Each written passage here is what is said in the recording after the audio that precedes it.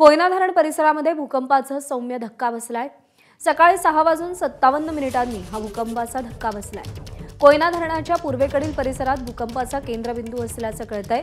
या भूकंपाची तीव्रता 2 रिश्टर स्केल असण्याची शक्यता वर्तवली जाते।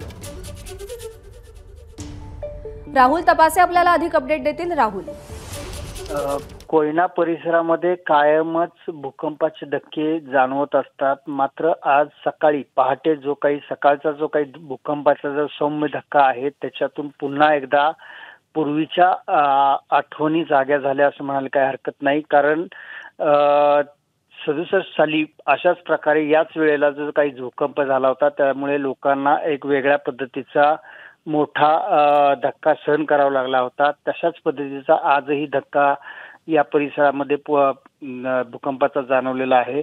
मात्र या भूकंपाच्या धक्क्यामध्ये कोणतीही जीवितहानी झालेली नाही, कोणतीही वित्तहानी झाली नसल्याचं एकंदरीत समोर येताना पाहायला मिळतंय।